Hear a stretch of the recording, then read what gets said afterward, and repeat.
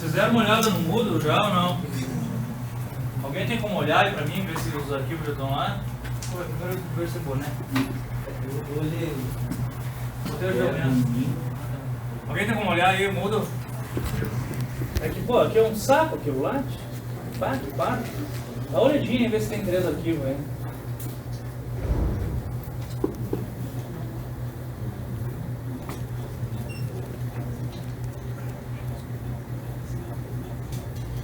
Cara, salva o troço com nome, daí tem que dar nome, tem que dar descrição, tem que dar outro nome. Tá? Vou dar um mito aí, vamos lá. Onde é que eu parei aí, pessoal? Ah? Alguém pode me ajudar? Onde é que eu... Aí. Na Itália. Essa daqui, tá, essa daqui é tudo tá um pouco mais atrasada, é isso? Já. Adiante.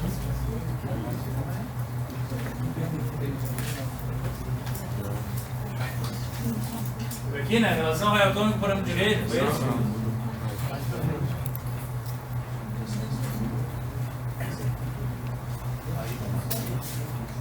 Você consegue deixar de entrada tudo? Parou nesse negócio aí. Parou no anterior.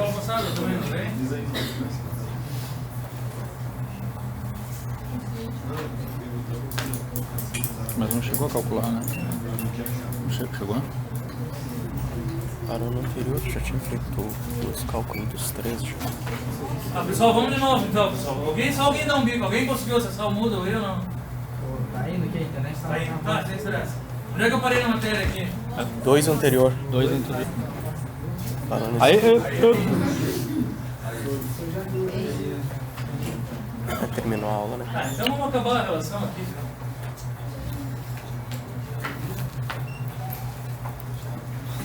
Tá, pessoal, então a gente já viu a princípio o número de átomos que tem dentro de cada célula unitária, tá? Então, um átomo dentro do cúbico simples, 2 átomos dentro do cúbico de corpo centrado e 4 átomos dentro do cúbico de face centrada, tá? Daí ele fala a relação entre raio atômico e parâmetro de rede. Na verdade é um esquema geométrico, tá? Então, na verdade, tudo que tu faz é descobrir a direção de maior empacotamento, ou a direção de empacotamento fechado. Tá? Descobrindo ela, tu faz uma relação geométrica para saber a tua relação entre raio atômico e parâmetro de rede. Na verdade, a tua direção de empacotamento fechado para o sistema cúbico simples é a tua direção 100, tá? Na verdade, a tua direção de empacotamento fechado para o cúbico de corpo centrado é a direção 111 e a tua direção de empacotamento fechado para o CFC é 101, tá? Então, aresta, diagonal do cubo e diagonal da face. Tudo bem? Pegando as 3, faz uma relação geométrica com isso. Então, na verdade, tu faz simplesmente o Pitágoras para os outros 2. Esse daqui é direto, tá? 0 é igual a 2R, portanto... desculpa, tu tem dois raios aqui na tua aresta, portanto, a 0 é igual a 2R, tá? Logo depois, para o cúbico de face centrada, e ele só inverte o cúbico de face centrada, porque o esquema para vocês olharem é mais fácil, e porque na hora de decorar essa ordem vai ser boa. Então, na verdade, a tua direção de empacotamento fechado aqui é a diagonal da face, 101, tudo bem? Então ali eu tenho 2 átomos, é isso? É isso. Então ele faz um Pitágoras entre...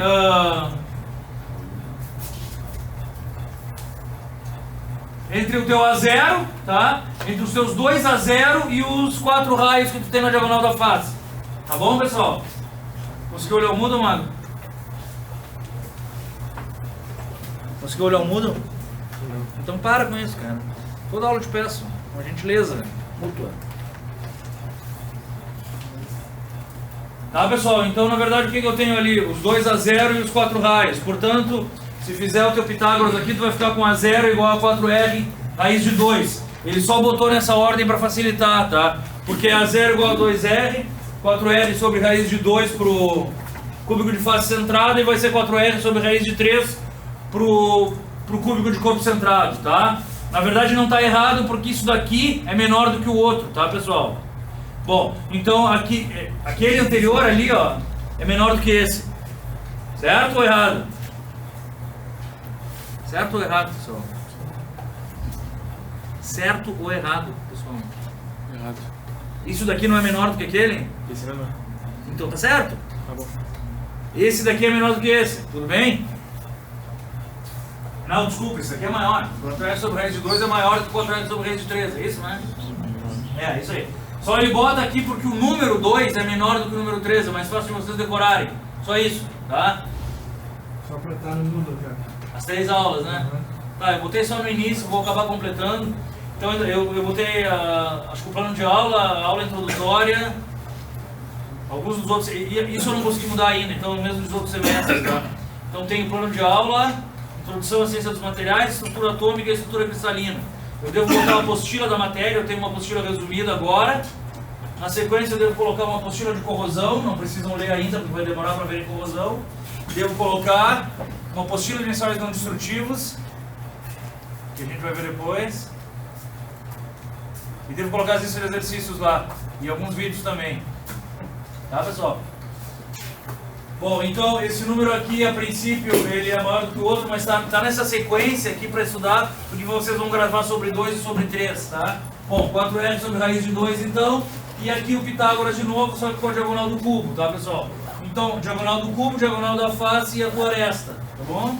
Então vai ficar sobre 4R sobre raiz de 3. Quando vocês botarem na tabela não vai ser agradável, porque o raiz de 3 vai estar antes do raiz de 2. Mas seja como for, esse número é menor. Por que eu estou dizendo isso? De tudo a gente grava na sequência, cúbico simples, cúbico de corpo centrado e cúbico de face centrada. Na verdade, em número de átomos eu tenho 1, 2 e 4, simples, corpo centrado e face centrada. Em fator de empacotamento atômico eu tenho 5, 2, 68, 74 e assim nós vamos, tá? Bom, então vamos continuar. Daí aqui ele pede para calcular o raio atômico do CCC e do CFC. É só um exemplo para vocês verem como na verdade ele é diferente, tá? Então o que ele te pede aqui? Desculpa, ele te dá o raio atômico do ferro e pede os 2 parâmetros de rede, tá? Então ele simplesmente jogou na fórmula e te diz que o teu A0 aqui é menor, né? No teu cúbico de corpo centrado, e o teu A0 no teu cúbico de face centrada é 3,51 âmetros, maior do que o outro, tudo bem? Portanto, se o teu A0 é maior, a princípio deveria ser um pouco mais fácil quebrar o sistema cristalino. Sim, isso é verdade. Quanto maior o teu A0, mais distante estão os átomos, menor a força de ligação. Mais ainda, esse sistema aqui, embora seja maior, ele é mais denso também. Então tu pode pensar que, pô, mesmo sendo maior, ele é mais denso e deve resistir mais. Não é bem por aí. Na verdade, esse sistema tem mais planos densos de deslizamento que devem facilitar a quebra ou deformação desse sistema cristalino. Então, em geral, materiais CFCs são bem mais dúteis do que materiais cúbicos de corpo centrado. Tipicamente, os materiais CFCs são os níquel, magnésio, níquel não, acho que zinco, magnésio e coisas assim. Tá, pessoal? Então, isso aqui é uma aplicação direta de cálculo. Agora vem o que a gente chama de número de coordenação. A gente já chegou por aqui ou não? Bom, então o que ele chama de número de coordenação, pessoal? O número de vizinhos mais próximos que eu tenho.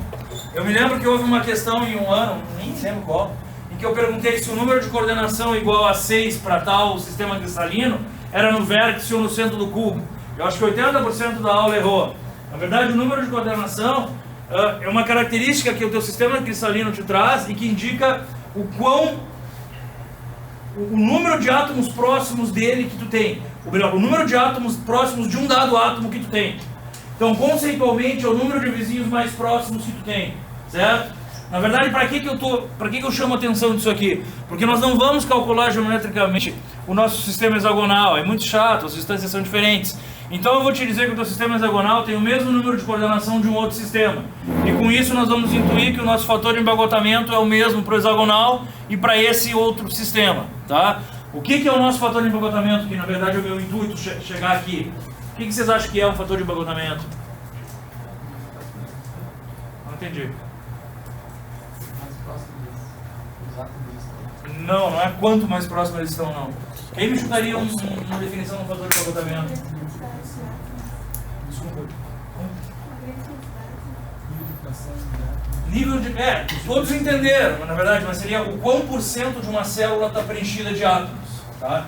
Isso é o meu fator de empacotamento, é isso que a gente tem que saber hoje, tá? Porque isso aí os caras adoram perguntar. Na verdade, quanto vocês acham que deve ser o máximo fator de empacotamento que eu tenho? Mas isso porque eu falei. Por que não pode ser maior? Por causa que é circular, né? Porque eles são redondos. Eu não consigo ter fator de empacotamento igual a 1. O fator de empacotamento igual a 1 queria dizer o quê? O átomo seria 100% quadrado. da célula. E não dá, tem buracos ali dentro, tá? Então é isso que a gente vai ter que ver, como calcula. Basicamente, qual deve ser a fórmula do fator de empacotamento, na opinião de vocês? Rapidinho, assim. Usando a tua lógica. Não entendi, Bruno. Volume por volume total. Tem lógica. O que é o teu volume? Me dá uma formuleta para isso. Não, tudo bem, certamente. Mas isso é o teu volume total. Volume de átomos, o que é? O volume da esfera multiplicado pela quantidade de átomos, tem que ser isso, certo? Porque o modelo é esférico. E o volume do teu sistema cristalino vai ser o quê? A ao cubo. Esse A vai em função de quem? Do raio. Porque geralmente a informação que a gente tem. Em alguns caras já te dá o A direto, tá? Mas a rigor, número de átomos, volume da esfera dividido pelo volume do meu cubo, tá? Tudo bem, pessoal? Então vamos lá. Bom, então com isso daqui ele te mostra que os dois realmente são diferentes e nós vamos para o nosso fator de empacotamento. Para o nosso número de coordenação. Então qual o número de vizinhos mais próximos de um determinado átomo que eu tenho no meu sistema simples? 2. 2 vizinhos mais próximos? Mas isso quer dizer o quê? Que eu tenho, sei lá, me exemplifica um átomo da aresta num cúbico simples. Quantos vizinhos mais próximos a ele eu tenho? 3. 1, 2 e 3. Por quê? Alex, né? Por que 1, 2 e 3? É que tu tá vendo ele isolado no caso ou tu já tá vendo como um todo ali? Tu não pode esquecer nunca que para qualquer modelo nosso isso aqui é um modelo tridimensional. Então, a princípio, um dado átomo sempre toca quantos sistemas cristalinos? 4. 8. Sempre. Não tem como. 8. Ah, é. Tá. Os 4 de baixo e os 4 de cima. Isso é o que tem que ter. Um dado átomo sempre toca eles. Então, a princípio, quantos vizinhos próximos eu devo ter de um átomo que está na aresta de um cúbico simples? Hã? 8. Não, fechou em 6. Dá uma olhada ali, ó.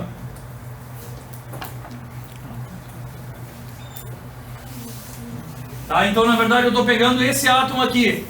Quais os vizinhos mais próximos que eu tenho dele?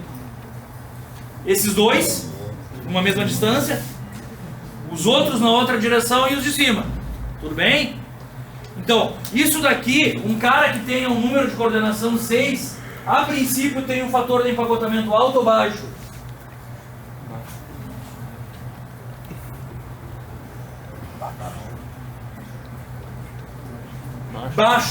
Baixo. Se vocês olharem aqui, ó, quem são os próximos vizinhos que eu tenho aqui? Eu tenho algum vizinho aqui no meio ou não? Não. Portanto, o meu próximo vizinho só pode estar lá. Sim. Certo? Portanto, a princípio, o meu fator de empacotamento dessa célula é baixo. Porque o que eu vou ter aqui, ó? 1, 2, 3 e 4. 1, 2, 3 e 4 lá em cima. Vai ser um cúbico simples. Nesse cúbico simples, necessariamente eu tenho um baita de um buraco aqui no meio. Tá? Então, o fator de empacotamento disso aqui deve ser baixo. Por quê? Porque o número de coordenação dele é baixo. Tudo bem? Se eu te der um cara que tem um número de coordenação 12, não necessariamente eu vou dobrar o valor do meu fator de empacotamento, mas ele vai ser mais alto do que o outro. Certamente. Tá? Bom, então, o número de coordenação é o número de vizinhos mais próximos que depende da covalência e do fator de empacotamento cristalino. Mas enfim, o número de coordenação é o número de vizinhos mais próximos que se tem. No cúbico de corpo centrado, quantos vizinhos próximos eu tenho?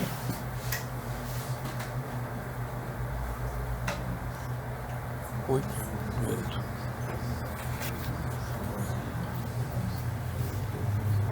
Dá 8.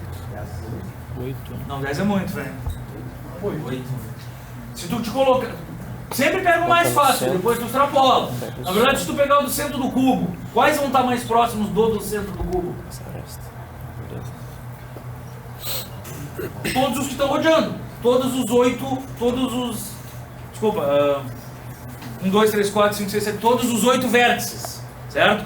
Todos eles estão na mesma distância do centro do teu cubo. Tudo bem? Agora só para que a gente entenda bem isso. E se eu pegar esse daqui?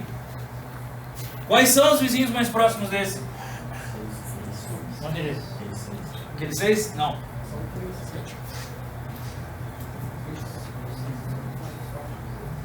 Aí são 10.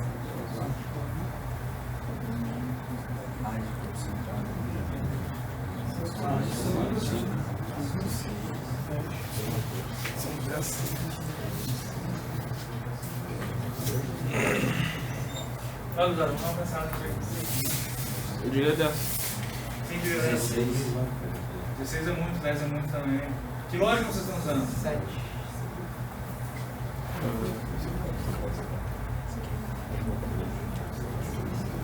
Não pode ser 4.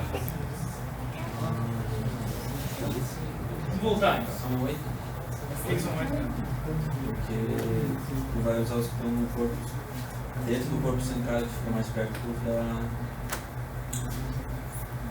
Tu vai usar os do meio só. Mas nós no meio só. Tá, mas vamos olhar isso aqui então, primeiro. Aqui, gurizada, ó, se eu pegar esse cara aqui, quem são os meus vizinhos mais próximos? Esse daqui está no mesmo sistema cristalino dele ou não? No mesmo sistema cristalino tá, mas está na mesma rede cristalina? Sim ou não? Não, esse daqui está nessa e esse está na outra, concorda? Só que na verdade ele também pertence a essa. Mas este está no mesmo desse ou não? Não. Mas esse também pertence a essa, certo? Então o que eu tenho aqui, ó? Todos os sistemas cristalinos que tocam nele implicam vizinhos a ele. Nesse arranjo de 4 embaixo e 4 em cima. Concordam? Portanto, para esse cara aqui eu vou ter quantos vizinhos? 6. Para esse cara aqui que está reto a ele, quantos vizinhos eu vou ter? 6 também, porque o número de coordenação é o número de vizinhos mais próximos. Eu simplesmente estou olhando o de cima agora. Quem vai ser o vizinho desse cara de cima? Esse, portanto esse vai ter pintado de preto, esse de branco, certo? Quem vão ser os outros vizinhos? Então eu tenho um aqui. Quem vai ser o outro vizinho dele? Esse daqui de cima, esse daqui e este e este daqui. Portanto, o número de coordenação ele é fixo no teu sistema cristalino. Ou seja, se um átomo qualquer tem 6 vizinhos, qualquer outro tem que ter no mínimo 6 vizinhos mais próximos. Vocês estão entendendo? Porque é o mesmo sistema cristalino, é a mesma rede que está lá. Só eu estou indo para um, depois para outro e depois para outro. Tranquilo? Agora, nesse daqui, se eu pegar o do centro do cubo, quantos eu tenho? Todos os 8 vértices. Vocês concordam ou não? E se eu pegar esse da aresta aqui, quem são os meus vizinhos próximos? 8. Que são quais? Os centros. Os 8 centros. Vocês estão entendendo? Porque ele passa a ser um vértice e eu passo a ter 8 centros de cubo rodeando ele, todos com a mesma distância. Tá? Então, o número de coordenação é algo que delimita o sistema cristalino também. O que a gente tem no cúbico? Nós temos 6, 8 e...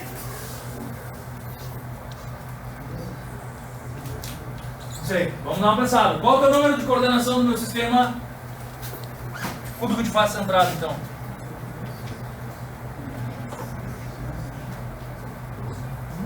Por que, Paulo?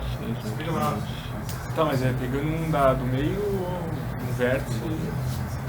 Pegando no vértice ou na face? É. O que eu respondo pro Alex, pessoal? Vai fazer diferença?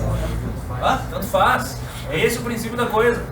O número de coordenação é o número mínimo de vizinhos que qualquer um tem.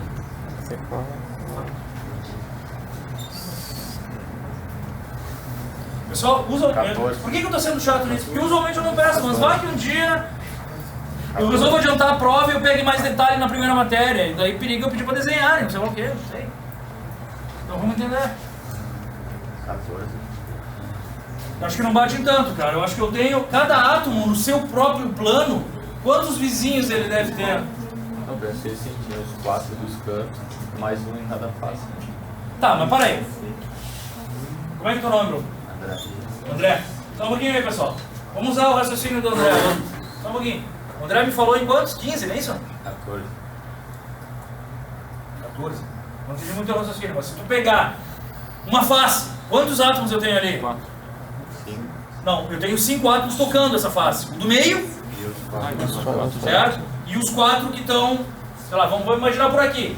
Então eu tenho o do meio e os 4 que estão aqui, concordam? Então, nessa direção, quantos vizinhos mais próximos eu tenho? Quantos vizinhos mais próximos eu tenho do meio? Agora vamos mudar a direção. Eu continuo com o meio. Quantos eu tenho? 4. Agora eu continuo com o do meio. Quantos eu tenho? 4. E agora eu continuo com o do meio. Quantos eu tenho? Não, aí chega. Concordam ou não? 12. Vocês não estavam prestando atenção em mim. Vamos de novo, pessoal. Se eu pegar uma face com o meio, eu tenho 4 vizinhos, certo? Nessa direção. Se eu baixar, quantos eu tenho? 4, 8, certo? Então eu já peguei essa face e essa face. Qual falta agora? Essa daqui, não é? Concordam ou não? Portanto, mais 4. E não tem mais o que fazer. Isso eu estou partindo do princípio que eu estou em quem? No átomo da onde, Alex? No do centro da face. Concorda? E se eu tivesse na ponta agora? Quem seriam os vizinhos da ponta, do vértice? Os 4 do meio de um plano, os 4 do meio de outro plano e os 4 do meio de outro plano. Tudo bem? E esse deve ser o quê? O meu maior número de coordenação, 12. Toda vez que eu tenho um número de coordenação igual a 12, usualmente eu tenho um fator de empacotamento 0,74, que é o maior fator de empacotamento que eu posso ter num sistema cúbico. Tá? Então tá ali, ó, pessoal, número de coordenação 12, ó. Vocês conseguem enxergar ali ou não? Na verdade ele começou até o oposto. Qual átomo que ele pega para contar os vizinhos ali? Não consigo enxergar? Agora eu vi que eu tava vendo errado. Não, tu não estava tirando um só. Tá, na verdade ele está saindo do átomo do vértice ali, pessoal. Ficou até mais fácil para vocês enxergarem. Ele está pegando um do vértice no primeiro desenho. Em qual direção que ele está? Ele está nessa daqui, ó, na amarela, tá? Na direção para baixo. Então ele está pegando um do vértice e nessa direção, desculpa, nesse plano amarelo, perdão. Nesse plano amarelo ele está pegando 4 átomos de meio de face. Tudo bem? Daí, agora ele sai desse amarelo que estava aqui, ó, e pega esse, ó. Tudo bem? Mais 4, vocês concordam? Um daqui, um daqui, um daqui, um daqui. E agora ele sai desse e pega o deitado. Certo? Então em 3D com 4 átomos em cada um. Aí ele está pegando de quem? De novo? Do vértice. Tudo bem? Seria mais fácil, na minha opinião, ele pegar o daqui do centro da face. Concordam? Nessa linha amarela aqui, toma, velho. Mostra pra mim os 4 vizinhos mais próximos. Se eu pegar esse átomo aqui, ó.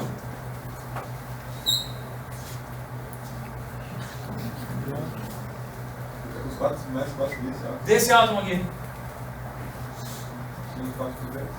Os 4 do vértice. Na verdade, este. E vou começar a girar da mesma maneira em relação àquele de centro de face. Vai dar 12 da mesma jeito. Tudo bem? Pelo centro? Eu prefiro porque o teu volume de controle é menor. Tu só toca num... Quando tu tá no centro, no vértice aqui, tu só toca... Desculpa, quando tu tá no centro, tu só toca num deles. Só toca num quadradinho. Mas tudo bem, vai dar no mesmo, vai dar igual. Tá, pessoal? Então aqui eu tenho 12 vizinhos mais próximos. Tudo bem? Tudo bem. Então vamos lá. Qual é a fórmula então do... Não, isso aqui é o número de coordenação, isso aqui é só o resumo. Ah tá, e do hexagonal compacto, o que serve isso aqui? Aquele dali é o hexagonal compacto, pessoal, a gente não vai calcular. Mas qual vocês acham que é o número de coordenação daqui? Na verdade assim, ó, o hexagonal simples não existe. Eu teria um número de coordenação bem definido, tá pessoal? Seria só 6 o meu número de coordenação. Concordam ou não? Sim ou não? Sim. Então eu estaria com esse daqui, ó, e os 6 vizinhos mais próximos. A gente já viu que no cúbico simples só tem um cara que cristaliza. Por quê? Por que ainda tem um no cúbico simples que cristaliza com esse número de coordenação igual a 6? Por quê? Sim, mas a princípio, tu pode convir que se eu tenho um número de coordenação de 6 num e 6 no outro, o meu fator de empacotamento, que é a densidade, Deve ser igual, concorda? Bom, se lá só conseguiu 1, por que aqui não consegue 1 também? Na verdade, o que acontece? Aqui eu tenho um pepino maior ainda nesse hexagonal simples. Qual? Isso daqui é grande, ó. Eu tenho uma relação C sobre A que não é igual a 1. Vocês estão entendendo? Lá é um cubo. A altura é igual à largura. Então, até entra um tal de polônio lá dentro com um número de coordenação igual a 6. Entendeu, João? Aqui, como o número de coordenação, mesmo com um número de coordenação igual a 6, vai ser extremamente baixo o meu fator de empacotamento. Tá, pessoal? Porque não teria esse aqui, ó. E essa altura seria muito grande. Teria um vazio muito grande aqui pela altura do sistema, tá? Então, necessariamente no hexagonal me aparecem 3 átomos aqui no meio. A relação é um pouco diferente. Se o cara fizer a relação do número de coordenação aqui, ele vai te dizer que essas distâncias aqui são iguais, tá? Ele fica espacialmente colocado de modo a que essas distâncias sejam iguais. Então aqui dá 12. 6, 13 e 3. É chato de provar geometricamente, então a gente não se preocupa muito com isso, porque a gente já entendeu como é que é o número de coordenação dos outros, tá? Mas a princípio, ó, se eu pegar esse cara aqui, quem eu vou ter? Os 3 de baixo, os 6 da base e os 3, certo? E se eu pegar qualquer outro, a montagem vai ser igual, vocês estão me entendendo? Por quê? Porque se eu pegar esse daqui, ó, eu vou ter como vizinhos mais próximos, mas... como é que eu vou te explicar? Aqui do lado eu vou ter um outro sistema hexagonal, lá um outro sistema hexagonal, depois outras bases e outras bases. Vocês estão entendendo? O processo vai ser o mesmo do cúbico. Então, a rigor, qualquer átomo aqui também tem o número de coordenação igual a 6. Tá? A gente só não vai calcular o fator de empacotamento aqui, porque o volume dessa célula é mais chato de ver. Tudo bem? Mas vamos partir do princípio assim, ó.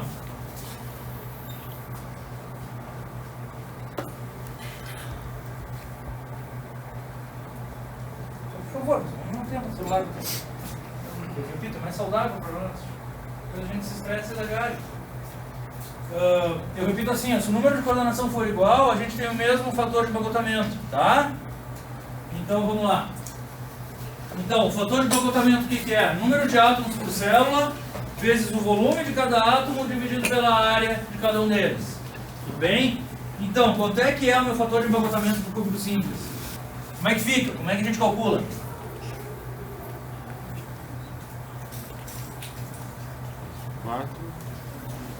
Vezes o volume do cubo.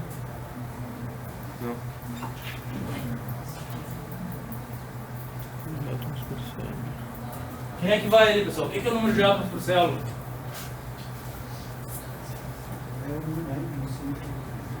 Não entendi. 1 vezes quem? Volume de cada.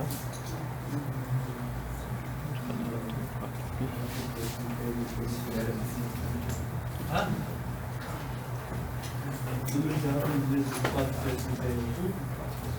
Continua, velho. Número de átomos vezes 4/3 de π ao cubo. Dividido pelo A ao cubo. E é quem? O A ao cubo? 2 é 2 é ao cubo. Então, tá, isso aí. Tudo bem, pessoal? Todos entenderam ou não? Não? Então vamos lá. Alguém mais?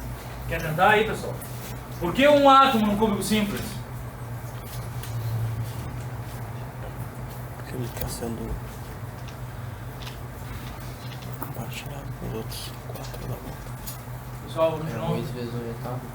Hã? 8 vezes 1 oitavo. Só que é sempre a mesma galera que está me respondendo, está todo mundo ficando quieto, pessoal. Quantos átomos eu tenho dentro de um cúbico simples? 1 ou não? Como é que é? O que é 1? É 1/8 vezes 1? Não. Porque ele está sendo compartilhado com os outros. 1/8 vezes 2? 8. 8. Por quê? Porque são 8 o quê? Cada vértice tem um átomo. Tá, pessoal? Vamos lá, vamos comigo. Então 1/8 vezes 8 dá 1. Vezes quem? Volume de quem? Da esfera? Por que da esfera? Porque o modelo é. Porque o modelo é uma esfera. Quanto é que é o valor do volume de uma esfera?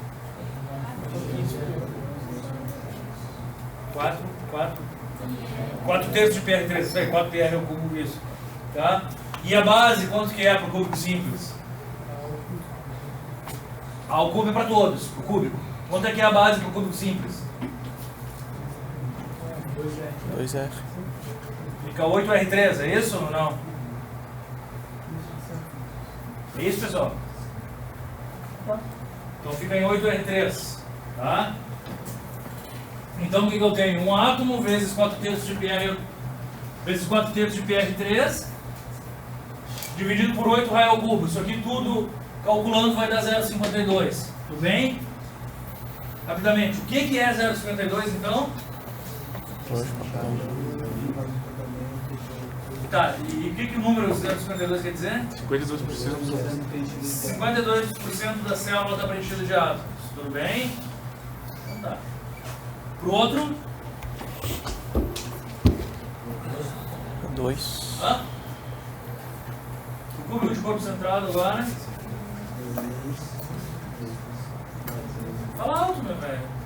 Faz tempo que tu não erra nenhuma resposta, tá? Diga-se de passagem. Alto? Fala alto, alto, alto. 2 vezes 14 do PR ao cubo vezes 4. Não, dividido por 4 R sobre raiz de 2 ao cubo. Perfeito. 4R raiz de 2 ao cubo. Tá, pessoal? Eu vou dizer de novo, vocês vão ter que decorar para fazer uma prova se eu pedir. Então, na verdade, é 2, por que 2? Então, no meio. 8 Só de novo, então, me botem a fórmula. É 8 vezes 1/8 mais 1 no meio. mais 1 inteiro. É isso? Então, 8 vezes 1/8 é aqui, né? Mais 1 que é aqui. Multiplicado por 4/3 de PR3, que é quem? Volume de cada. O volume da esfera. Tudo bem? Dividido por a 0 ao cubo, que é quem?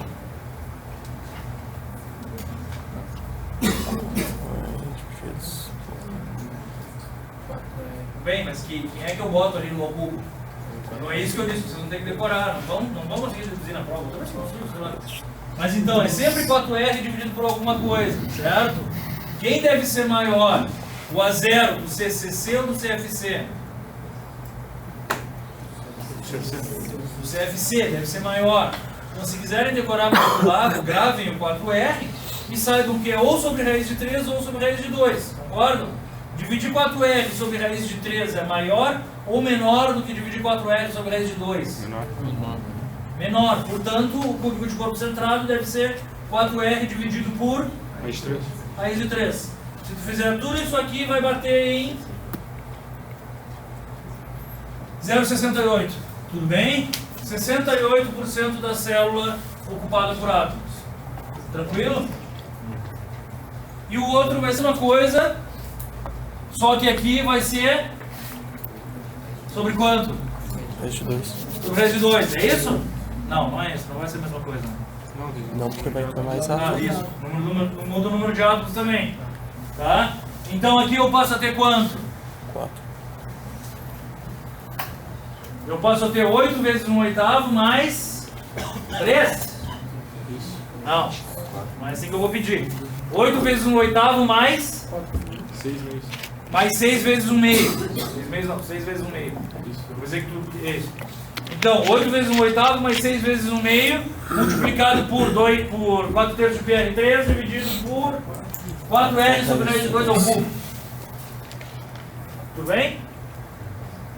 Isso aí vai dar quanto? 74.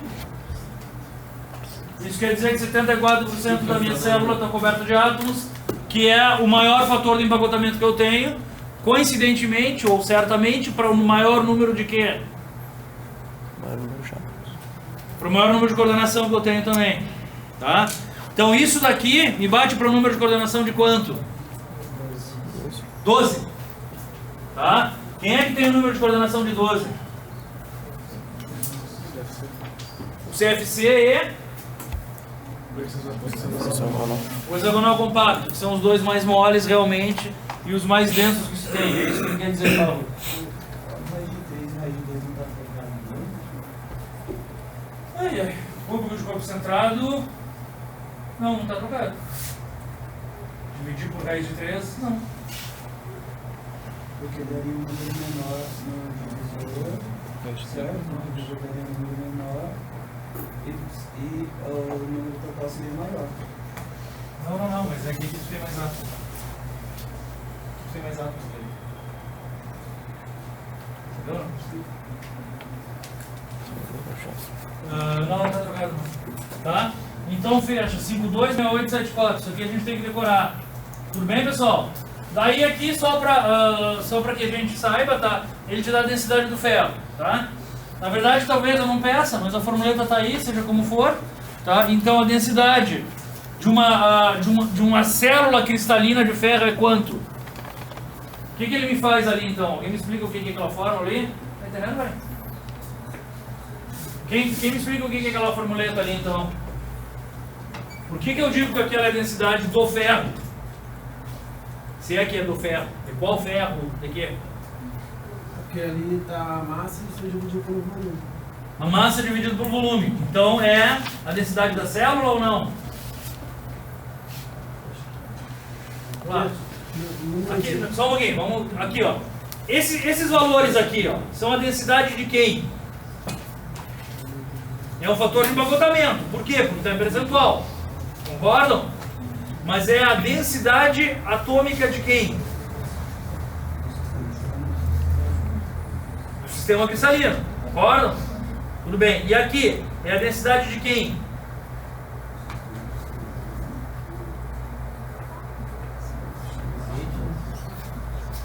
Do ferro, mas ainda tá todo mundo falando.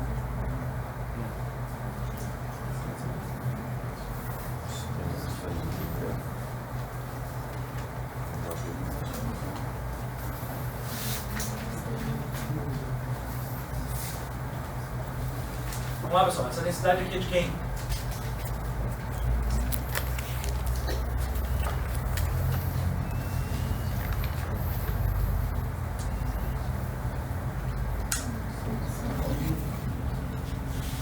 Aquele fator de empacotamento, na verdade, é uma densidade. Vocês concordam? Por que não tem uma unidade de medida? Porque eu estou te dando em percentual, certo? Mas ele é a densidade de um átomo de quem? De ferro ou de ouro? Menos 2, é de quem então? Do sistema cristalino, certo? Por que eu não te dou unidade de medida? Porque para cada elemento químico, quem é que vai variar? O raio e a massa, concorda? Portanto, eu só te dou o fator de empacotamento em percentual. Isso daqui, quem é? Agora, dê uma olhada ali, ó. A densidade teórica de um cristal pode ser calculada usando isso aí.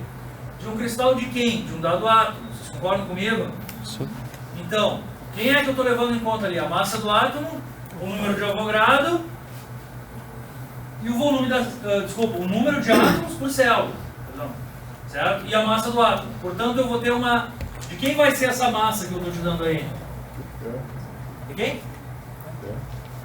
Do Ferro? Não, nem vi ferro ainda. Por enquanto eu estou daqui para cima. Número de átomos por célula vezes a massa atômica de cada átomo vai me dar a massa de quem? A massa do átomo. A massa total do sistema, deixa eu pensar. A massa total daquela rede. Daquela rede cristalina, daquele cristal. Vamos deixar assim para ficar mais fácil. Concordam ou não? Então, isso daqui é a massa de quem? Do cristal. Certo? Dividido pelo volume da célula unitária vezes o número de Avogadro, que é uma constante. Vocês concordam comigo?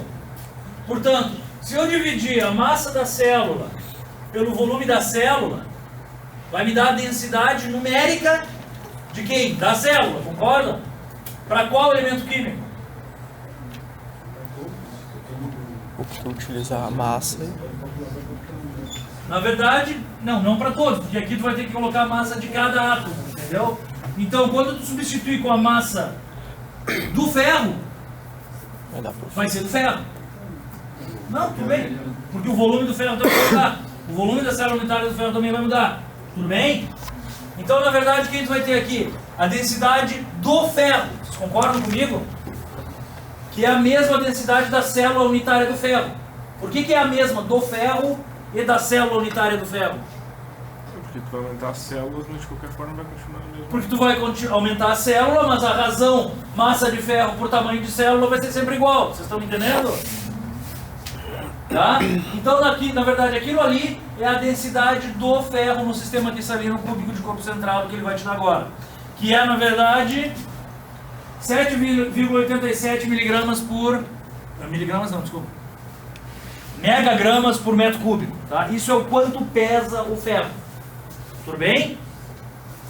Tá? Então, na verdade, o que ele fez aqui? Eu tenho 2 átomos por célula, a massa atômica é 55 gramas por gramas mol, o volume da célula unitária ele já me dá o a zero aqui, já multiplica tudo, tá? E o número de Avogadro é uma constante, portanto ele me dá um valor para isso. Tudo bem? Deixa eu perguntar para vocês. Quando eu mudar o meu sistema cristalino, vai mudar essa massa ou não? Sim. Vai? Como assim? Como assim? O que vocês acham?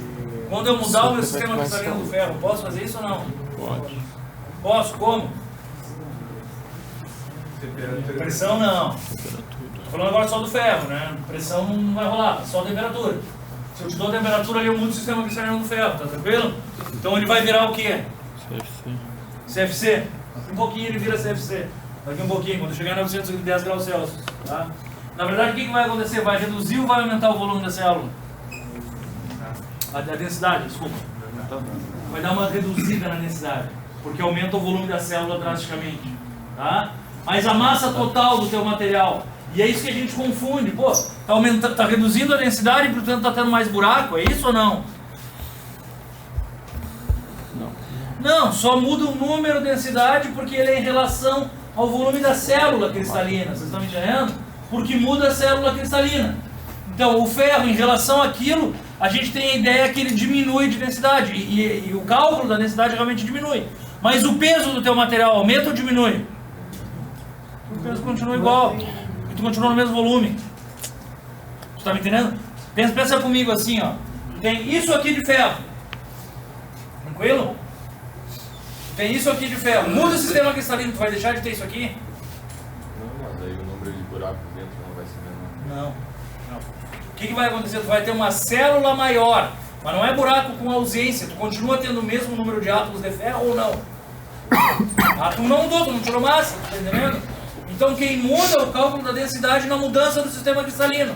Só isso. Tá entendendo? Agora o teu peso tem que continuar igual. Isso que é difícil da gente entender às vezes. Mas, fala. Não entendi muito bem. Do CFC, como a gente ia calcular ali? Como é que eu ia calcular? Tu não ia botar 4 átomos, por exemplo, através de 2. Isso, eu ia botar 4 átomos ao invés de 2. Tá, eu ia tirar uma vantagem distância. na cidade? Não, porque a tua célula é maior que o CFC. O teu A0 também é maior.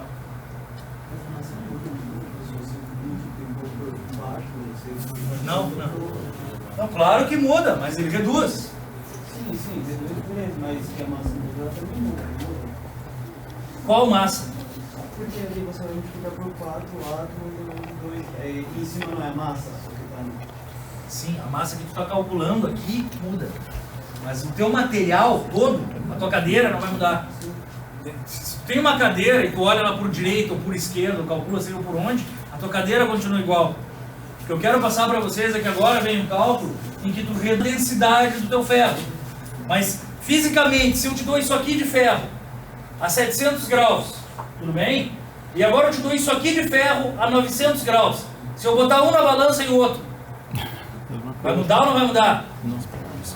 Hã? Não muda, não pode mudar. Vocês estão entendendo?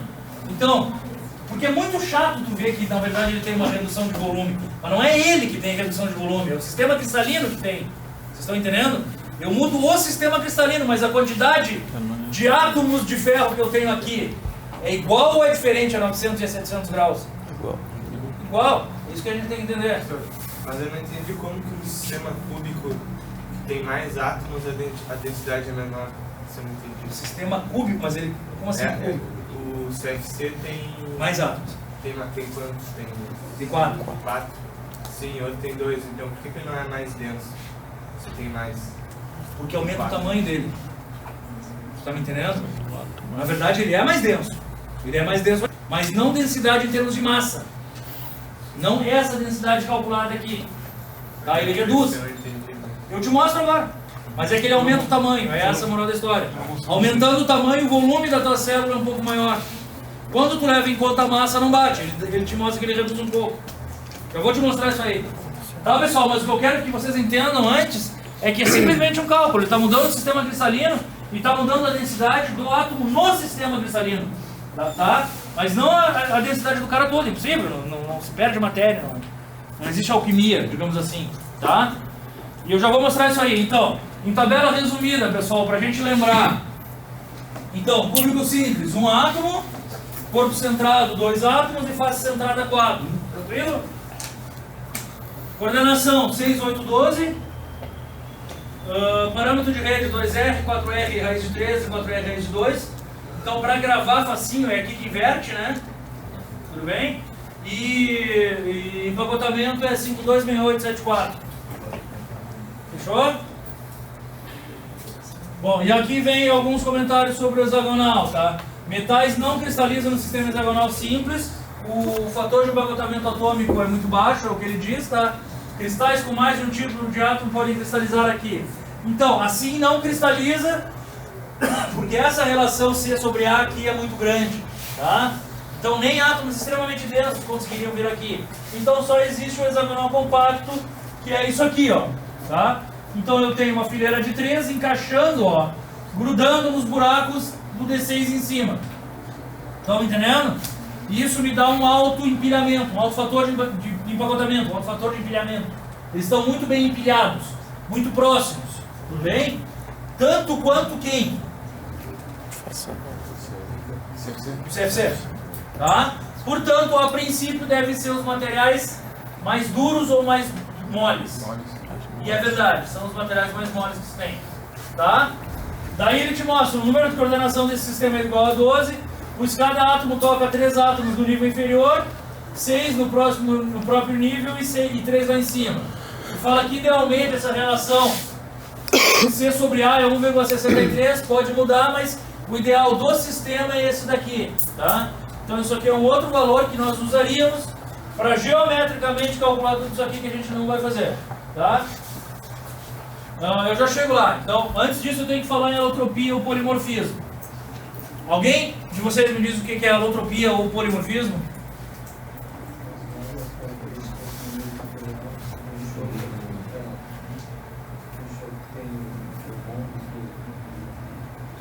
Você achou que tinha rombo que tá, mas na verdade vamos tentar usar a nossa lógica, se tu nunca tivesse visto isso aí. Como é que vocês me diriam o que é alotropia ou polimorfismo? Eu penso como transformação polimórfica seria uma transformação de uma estrutura assim.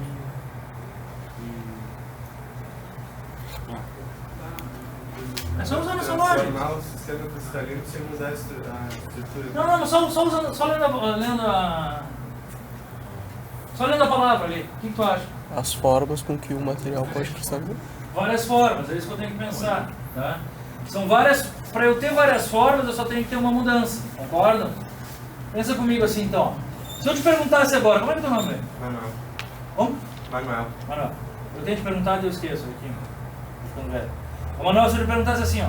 Polimorfismo é um elemento químico ter várias formas. 2 elementos químicos ter uma forma. Um ter várias formas. Tá? Então, pela lógica, tem que ser isso aí. Várias formas de um mesmo elemento químico. Por quê? Porque se tu mudar o elemento químico, tu já está tratando de outro cara. Não tem nem o que olhar mais. Tá? Então, eles dão o nome de alotropia ou polimorfismo a mudança que tu tem em forma. Como assim em forma, Carlos? Legal, O cara estava dando uma dormidinha básica ali quando eles dormem. Adoro perguntar, né, velho? Acontece. Desculpa. Tá louco. Vamos lá, pessoal. Como assim várias formas? Os cristais. Isso. Várias formas de sistema cristalino. Tá? Então, o polimorfismo é isso. Um mesmo elemento químico tem mais uma forma de sistema cristalino. Mudando o quê? Agora sim, em conceito geral, mudando ou temperatura ou pressão. Tá? Bom, então vamos lá. Então, alguns metais e não metais podem ter mais uma estrutura cristalina dependendo da temperatura e da pressão. Materiais da mesma composição química, mas que podem apresentar estruturas cristalinas diferentes, são denominados alotrópicos ou polimórficos. Tá? Geralmente, as transformações polimórficas são acompanhadas de mudança na densidade e de outras propriedades físicas. De densidade eu acabei de explicar para vocês, na verdade. Tá? A gente vai ver que o ferro, quando mudar de alotropia, ele vai mudar a densidade, mas a densidade cristalina. É isso que eu preciso que vocês entendam. A densidade do cristal ali, tá bom? Bom, e propriedade física, alguém tem ideia de algum exemplo? Ferro magnético, não magnético. Por incrível que pareça, o ferro, quando mudar de sistema cristalino, um deles vai pegar no ímã e o outro não vai mais pegar no ímã. Tá? Pô, isso é uma mudança forte, assim, um vai imantar e o outro não vai. Tá? Então, usualmente, sistemas cristalinos, na sua mudança, dão mudanças em propriedades físicas. Tá? Em geral, os materiais cúbicos de face centrada não imantam. Tá? Se tu botar um ímã no cobre, eu acho que não pega. Se tu botar no alumínio, eu acho que não pega. E assim nós vamos. Tá? Bom, então vamos lá. Daí ele te dá como exemplo o carbono, que tem duas estruturas, né? A grafítica e a do diamante, tá? O grafite é hexagonal, concordam ou não? Não precisa concordar, mas ele está te explicando aqui. O teu grafite é hexagonal, portanto mais facilmente acontece o que com o grafite? Deforma. Portanto mais facilmente tu risca a tua página com lápis do que com diamante. Se tu passasse diamante aí, o que ia acontecer?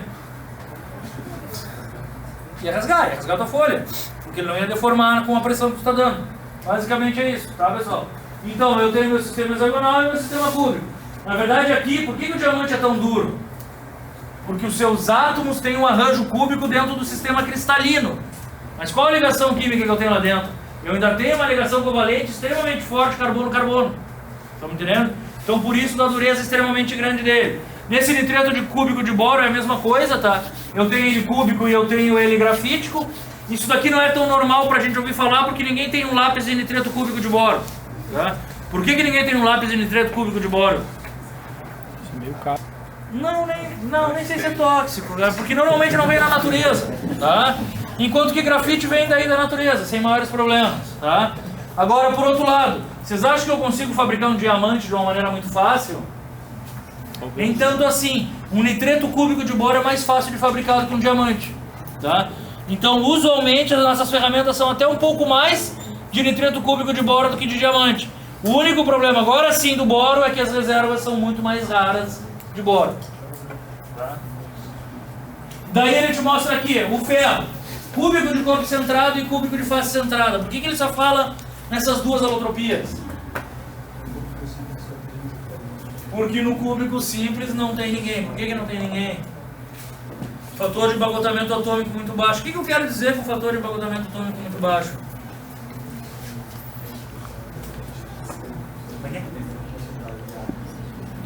Seria muito leve, certo? Poucos átomos, mas seria muito leve, tá? Teria uma densidade cristalina baixa. E por que não pode? Porque a gente disse que os metais, em alguma aula a gente disse que, que os metais em geral, o que eles têm que ter quando eles estão em estado sólido? Pois é, se liguem. Agora vocês têm a matéria, anotem as coisas que eu falo. Eles têm que ter uma baixa energia livre. Por quê? Para serem estáveis. Senão eles não estariam no sólido, certo? Se eles tivessem uma alta energia livre, onde é que eles iam estar? No líquido. Então os metais em geral, eles têm que ter uma baixa energia livre e um alto fator de empacotamento. Senão não seriam metais. Vocês estão entendendo? Senão não ligaria ele com ele. Ele ia ligar com quem? Com algum outro cara numa outra ligação química e ele não existiria como ouro puro ou como ferro puro, tá? Bom, então aqui ele te mostra as duas formas alotrópicas do ferro, algumas formas alotrópicas do titânio. O titânio é outro que tem essa propriedade. Tem titânio alfa e titânio beta, a gente vai ver isso com o tempo. Um é bem mais duro e o outro é bem mais mole, tá? Daí ele fala no carbeto de silício. Esse tem um balde de variações cristalinas, chega a ter 20, tá? Só que o carbeto de silício ele não é um metal. Então, na verdade, cada nuance da ligação química ali te dá um outro sistema cristalino completamente diferente. Tá? Bom, vamos indo então. Quem me explica isso aqui? Que eu cansei de falar.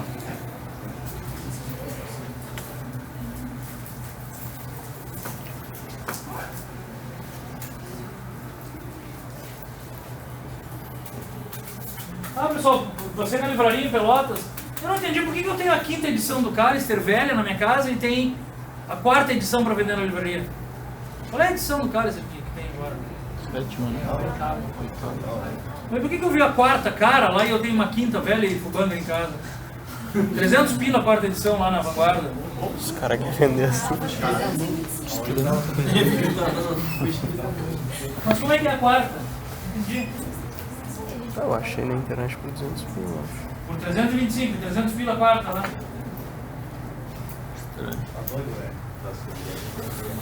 Eu quase comprei pra mim, mas pô, é a mesma coisa que o meu velho.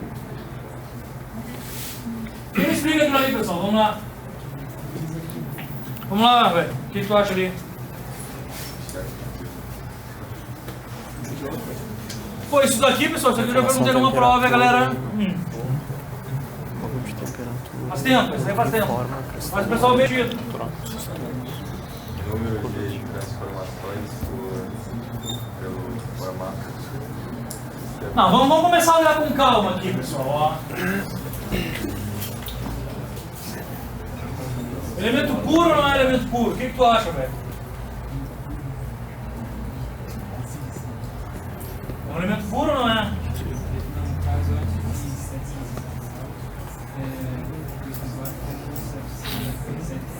É puro ou não é? Por quê? Nada a ver. É puro ou não é? É. Por quê? Porque tem escrito ali.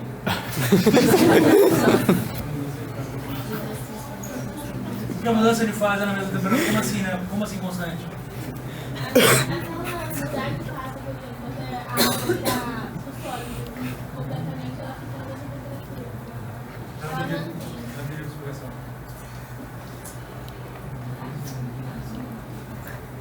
Eu tô com fé.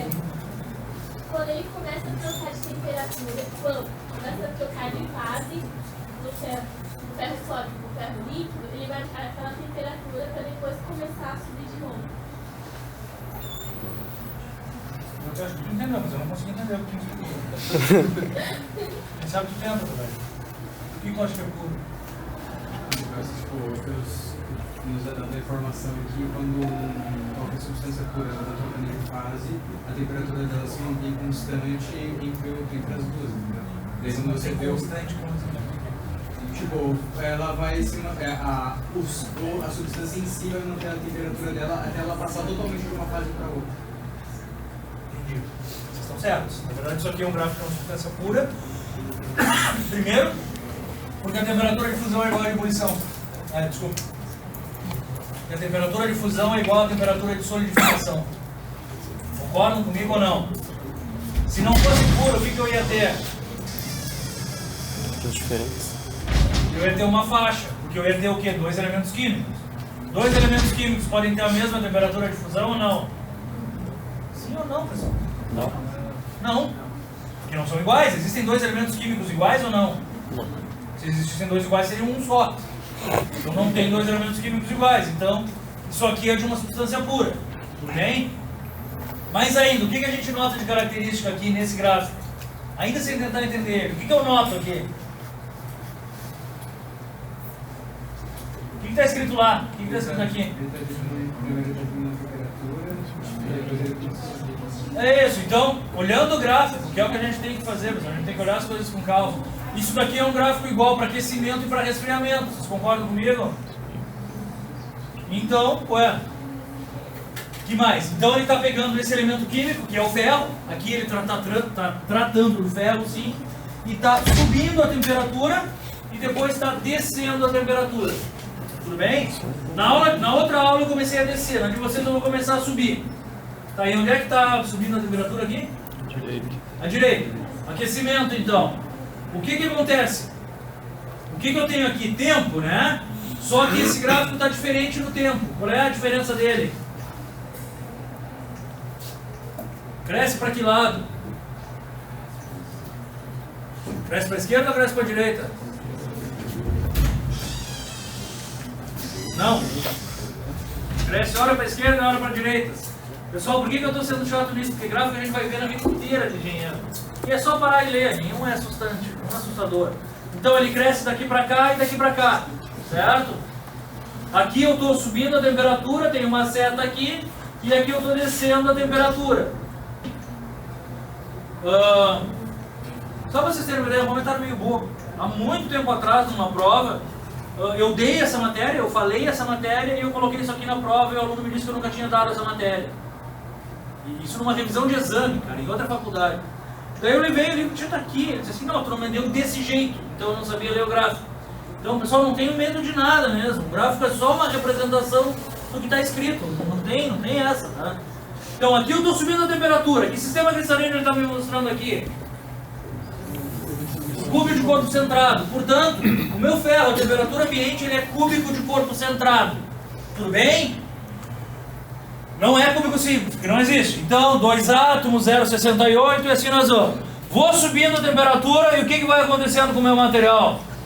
Continua cúbico de corpo centrado, é o que ele te mostra ali. Até quanto? Ele continua cúbico de corpo centrado até 910. Tá? O nome que dão para o ferro cúbico de 0 a 910 é ferro alfa. É o nome que eles dão, nós vamos ter que decorar. Tá? Quando estiver no aço, a gente chama isso aí de ferrita. Tudo bem? Mas o nome que dá é ferro na alotropia alfa. Desculpa. É ferro alfa na alotropia cúbica de corpo centrado. De 0 a 910 ele existe. De 910 até 1148, é isso? Não. 1390. De 910 até 1390 ele é o quê? Hã? Ele muda a alotropia, ele vira ferro gama. O nome que os caras dão é austenita. Tudo bem? E ele não é magnético. Tá? A alotropia gama dele não é magnética. Tudo bem? Não me perguntem por quê. De 1538 a 1390 a 1534 ele volta a ser cúbico de corpo centrado. Igual. Tudo bem? O nome dele é delta. E esse tem uma aplicação prática muito restrita. Mas tem, por incrível que pareça. Tem um ferro acima de 1400 graus que a gente usa. Por incrível que pareça. Tá? Bom, isso aí tudo a gente vai ver depois. Então aqui ele é delta, magnético ou não magnético, pessoal? Magnético também. Tá? Por quê? Porque aqui ele é cúbico de corpo centrado e aqui ele é cúbico de corpo centrado. Tá? E aqui tem uma característica de 768 a 910. Qual característica tem ali? Ele está virando a austenita. Quando ele está começando a pensar em virar uma austenita, ele começa a pensar em deixar de ser magnético. Tá bom, pessoal? E acima de 1534, o que eu tenho? Hã? Líquido. Tá, pessoal? Então, na verdade, esse gráfico, o que é?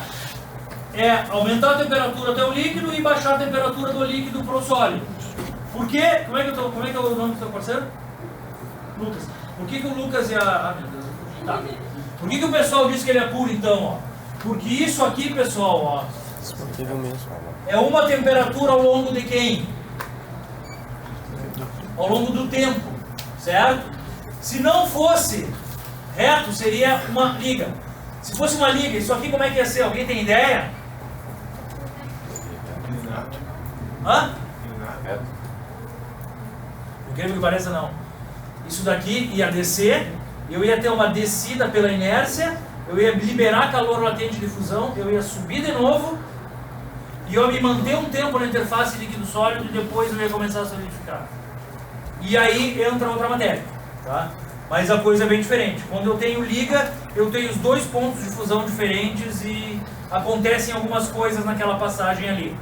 E isso me gera o quê, por incrível que pareça? Defeitos metalúrgicos no meu material. Posso ter buracos no meu material por causa disso. Portanto, a princípio, mais difícil é trabalhar quanto mais liga tiver. Vamos continuar.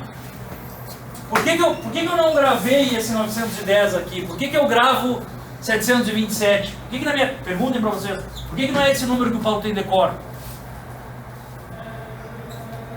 Por que eu não tenho decoro 910? Não, isso é algo muito importante para o engenheiro, a faixa que ele vira gama.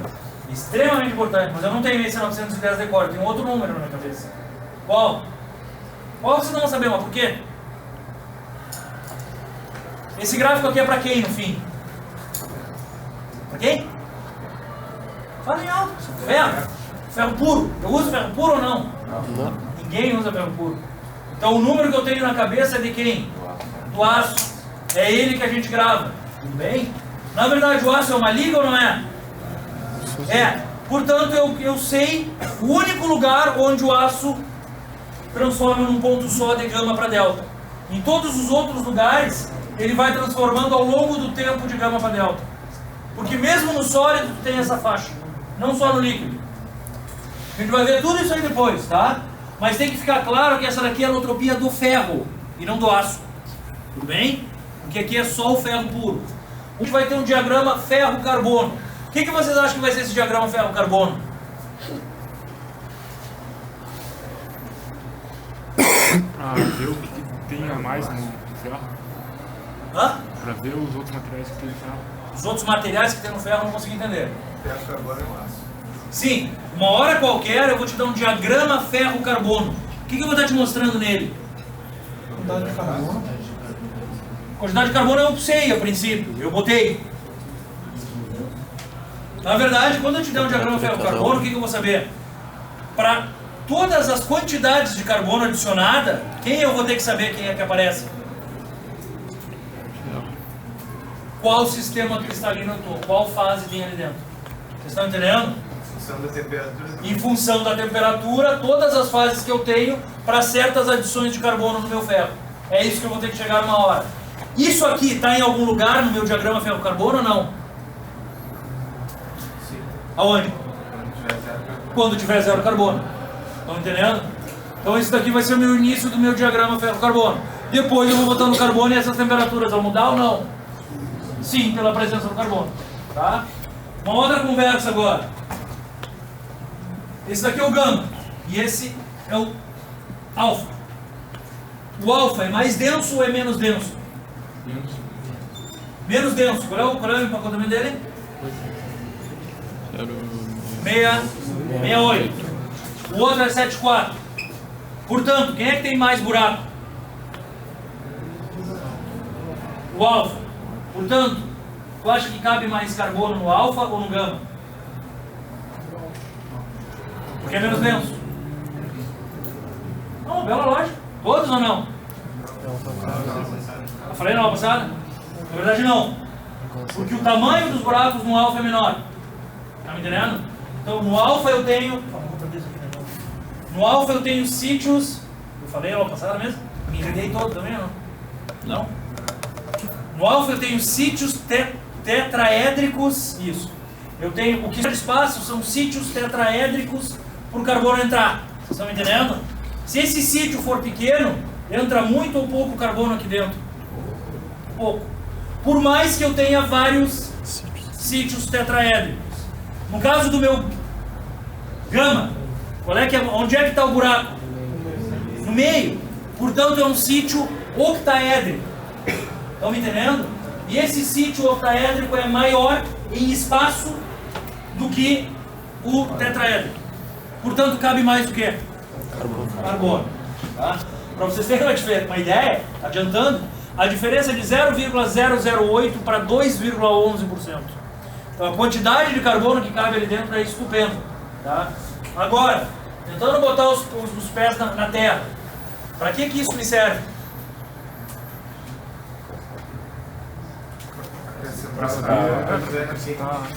Acrescentar o carbono de cuidado. De novo, tu só adiciona alguém no líquido, tu não tem como adicionar ninguém. Possível. Tá? Então tu só adiciona carbono, níquel, sei lá o que, a menos que tu faça um tratamento muito específico termoquímico, mas tu só adiciona alguém e que fazendo todo mundo. Para que me serve essa informação? Para saber qual a faixa de temperatura que pode adicionar o carbono. É a melhor faixa. Mas eu acabei de dizer, tu só adiciona o carbono no líquido. Sim, mas tipo, ele líquido, ele tem o alto, tem o... Eu acho que é o delta e tem o outro, o de cima. Não. Tem o gama e tem o delta. Não, os dois não são líquidos? Não. Só é líquido. É isso que eu preciso chamar a atenção para vocês, pessoal. E é uma pergunta normal, e é por isso que eu paro. A gente só está falando do sólido, não tenho como falar do líquido. Tá? Então dê uma olhada aqui, ó. Líquido é só daqui para cima. Tá todo mundo líquido. Aí eu posso adicionar carbono, porque o carbono vai estar como? Se eu largar ali, vai estar líquido também, com temperatura alta. Daí eles se misturam, solidificam e eles viram alguém, certo? Vamos usar nossa lógica. Eles solidificam e viram alguém. Onde é que está o carbono aqui embaixo, a temperatura ambiente? Ele está espalhado em algum lugar, vocês concordam comigo? Bom, pensem comigo. Ele está espalhado em quem? Em qual ferro? Líquido? Não, eu digo aqui embaixo, a temperatura ambiente. O carbono está espalhado aonde? Em qual ferro o carbono está espalhado aqui na temperatura ambiente? No alfa? Certo? Que é o único que existe a temperatura ambiente, não é? Ué, mas se eu disser para vocês que não cabe carbono no alfa?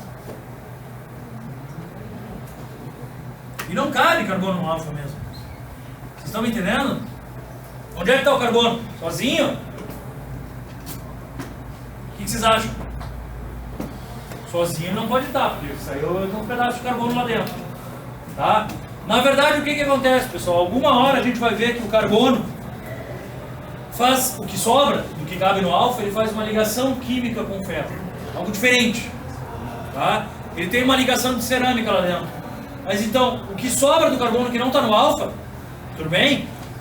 Está espalhado lá dentro, ligado quimicamente com o ferro. Tranquilo? Se eu subir a temperatura até 727, 910 na verdade, o que vai acontecer com o ferro? O ferro vai virar gama. Agora, cabe carbono ou não cabe? Agora cabe um monte de carbono. Quanto? 2,11. Pô, é um monte de carbono ali dentro. Tudo bem? Agora, estamos lá em cima, com ferro gama, com o carbono dissolvido nele. Se eu baixar a temperatura de novo, o que vai acontecer? Volta para o alfa, não é isso que ele está mostrando? Quando volta para o alfa, o que acontece com o carbono?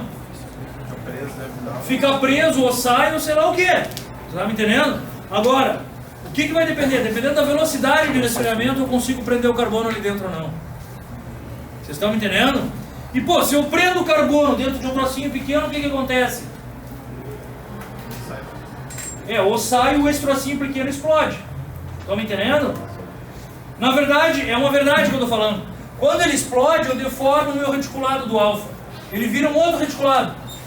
Que é duro. E 5, 6, 8 vezes mais duro do que antes. Isso é um tratamento térmico, vocês estão entendendo? Então, para isso que me serve essa informação aqui, pessoal. Faça o que eu quiser fazer no meu aço, eu tenho que fazer o ferro virar gama. E aí eu controlo a minha velocidade de resfriamento. Vocês estão entendendo? É esse o grande princípio da coisa. No sólido. Tá? Se ficar fazendo várias vezes isso no aço, vai tornar ele mais duro, no caso. Vai torná-lo mais? Mais duro. Não, uma vez só já basta para tornar ele mais duro. Porque se tu aquecer de novo, o que vai acontecer? Vai dissolver de novo. Agora pensa comigo, eu aqueço e dissolvo o carbono, resfrio rápido. Tá? E o cara tá duro, frágil pra caramba, aguenta um monte de coisa. Subo de novo e dissolvo de novo. Se eu resfrio devagar, o que acontece? Vai sair. O carbono não fica mais preso, não quebra. Ele sai de algum jeito. E o cara continua mole. E eu continuo sempre com o quê? Com a mesma composição química, concordam? Mas a minha propriedade mecânica está mudando. Porque quem eu estou mudando, na verdade? O sistema cristalino. Eu estou mudando a alotropia. Não só do ferro. Porque o que acontece? Lá embaixo ele já é um ferro quebrado. Então ele não tem mais essa alotropia aqui. Esse ferro quebrado não aparece aqui. Por quê? Porque aqui não tem carbono. Quem é que quebra o ferro? O carbono. Então aqui ele só descreve alfa e gama. Tá, pessoal? A aula é 13:10, né? Tá, pessoal? Então a mudança de volume a gente fez depois, que era o que eu estava tentando explicar pra ti, velho, tá? Não vai dar pra ver agora, é só o cálculo pra ver que o volume muda, tá? Mas então, pessoal, assim, ó, entendam. A gente tem cálculos de fator de empacotamento, número de coordenação, que vai te dar um determinado sistema cristalino, certo? E a gente tem que saber ele, por quê? Porque o ferro, especificamente, que é quem nos interessa, ele muda de sistema de cristalino com a temperatura, tá? E isso é extremamente interessante. Imagina tu com uma prótese de ferro CCC, o que ia acontecer? Tu não ia sacar dinheiro mais. Porque toda vez que eu entrasse no banco ia gritar, não concordam? Então a tua prótese tem que ser de quê? CFC. De ferro CFC, concordam? Puta, mas a tua prótese ia estar 150? Como é que vocês acham que eu faço isso então? Esfriando rápido. Hã? Não, mas vou botar prótese de alumínio nele? Não dá. Tá, mas isso tu não tem dinheiro. Fora. Não, quero fazer de aço. Enfim, quero. Não, sério, pessoal, quero fazer de aço a prótese dele, o que eu faço? Pessoal, eu não tô brincando, pessoal, eu tô dando aula, eu tô falando sério. Mas esquenta mais ainda e resfria rápido. Mas se eu resfrio rápido, ele vira o sistema quebrado, que também é magnético. Também não vai entrar no banco. Na verdade, o meu único jeito é manter esse CFC temperatura ambiente, não a 910, né? Então, aí entram outros papéis. Por exemplo, agora sim adicionar um elemento de liga que talvez mantenha esse cara a 23 graus. E tem elementos de liga que fazem com que esse sistema de lá de cima exista aqui embaixo. Certo? Por que esse sistema aqui embaixo não é interessante? Porque não imanta. Não vai andar com o teu troço imantando, não dá. Dá uma chuva, dá um raio, sei lá, perigoso. Então tu quer que uma prótese não imante. E existiam próteses antigamente que não eram de... Antigamente não ainda existem, né? Que não se fazia de titânio, que se faz de aço inoxidável. Tá, gurizada? Então o importante é que aprenda uma matéria. Alguém queria perguntar alguma coisa? Não? Não. Feito então. Só um pouquinho, velho. Segura